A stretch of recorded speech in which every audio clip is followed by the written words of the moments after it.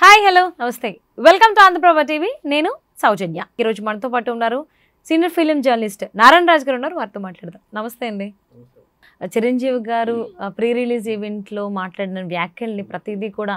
Memers కొంతమంది సపరేట్గా తీసుకుని దాన్ని వేరే దానికి ఆపాదించుకుని అంటే అది అసందర్భం అయినా కానీ దానికి ఆపాదించి మీమ్స్ రిలీజ్ చేస్తున్నారు సోషల్ మీడియాలో వైరల్ చేస్తున్నారు అట్ ద సేమ్ టైం కాంట్రవర్షియల్గా కూడా చేస్తూ ఉన్నారు సో అంటే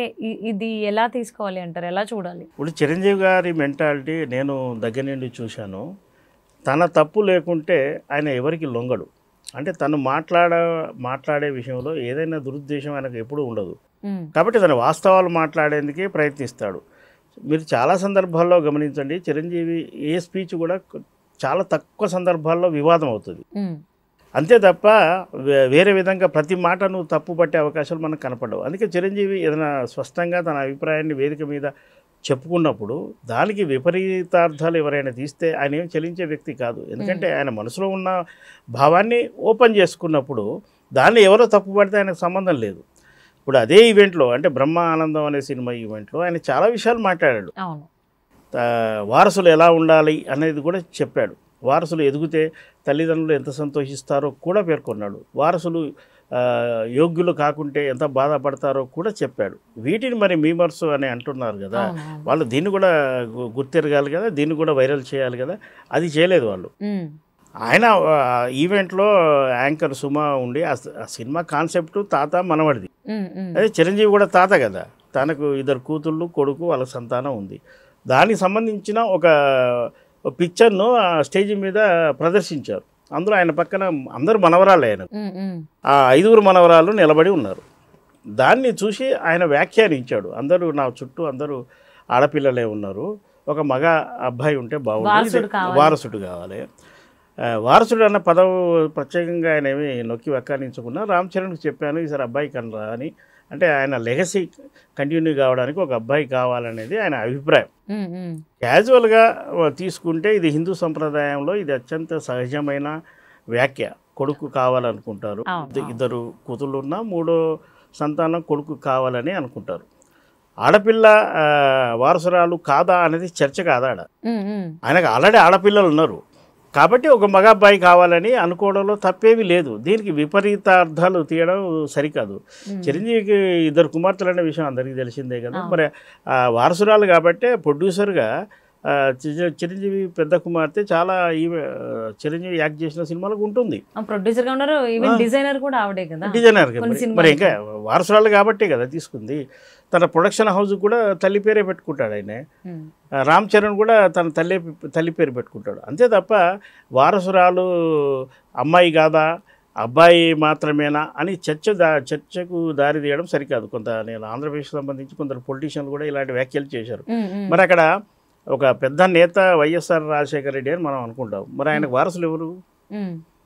జగన్మోహన్ అని వాళ్ళే యాక్సెప్ట్ చేశారు షర్మిలమ్మను కూడా వాళ్ళు ఒప్పుకుంటారా ఆమె కూడా రాజకీయాల్లో తిరుగుతుంది కదా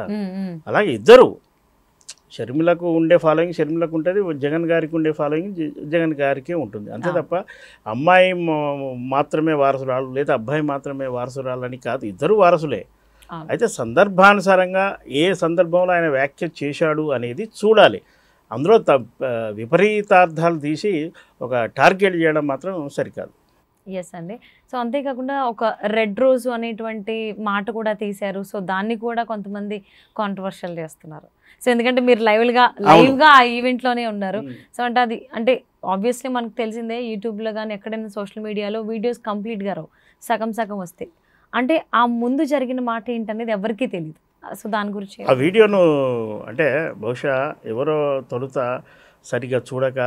లేదంటే తొందరపాటు చేసిన వ్యాఖ్య అది వైరల్ అయ్యి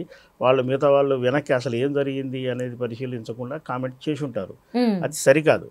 చిరంజీవి గారు ఎక్కడ ఎలాంటి తొణుకు లేకుండా స్పష్టంగా మాట్లాడారు బ్రహ్మానందం ఫేస్ గురించి చేస్తూ వ్యాఖ్యలు అవి అందులో వేరే అపార్థం కానీ అలా వేరే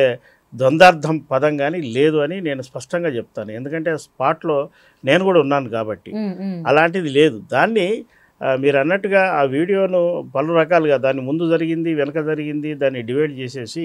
ఇలాంటి పదం వాడాడు అని అర్థం వచ్చేలాగా వ్యాఖ్యలు చేస్తున్నారు. అది సరికాదు. చిరంజీవి అంత విచక్షణ లేనివాడి కాదు.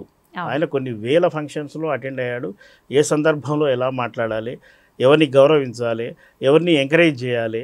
అనేది ఆయనకు బాగా తెలుసు. అందుకే వేదిక మీద ఉన్న ఎంతమంది ఉంటే అంతమందిని పేరున గుర్తు చేసుకొని ప్రస్తావిస్తారు. ఎందుకంటే చిరంజీవి లాంటి మెగాస్టార్ నోట వాళ్ళ పేర్లు వస్తే ఫస్ట్ పబ్లిక్ తెలుస్తుంది, వాళ్ళకు ఉత్సాహంగా ప్రోత్సాహంగా ఉంటుంది. అది కూడా గమనించాలి. ఇప్పుడు దాన్ని మీరు అపార్థం చేసినప్పుడు ఇలాంటి ఐటమ్స్ కూడా ఉన్నాయి కదా, వీటిని మీరు వైరల్ చేయాలి కదా. అంటే నెగిటివ్ థాట్తోని ఉండేటి ఏమో పబ్లిక్లోకి వెళ్తున్నాయి, ఆయన పాజిటివ్గా మాట్లాడి ఎంకరేజ్గా మాట్లాడినేమో పక్కకు పోతున్నాయి. ఇది మరి సోషల్ మీడియాలో వైరల్ చేసేవాళ్ళు ఒకసారి ఆలోచించుకుంటే మంచిది అండి. సో అందరికీ తెలిసిందే, చిరంజీవి గారు ఒక మాట అన్నారు అని అంటే వెనక చాలా ఆలోచించి మాట్లాడతారు. ఊరికే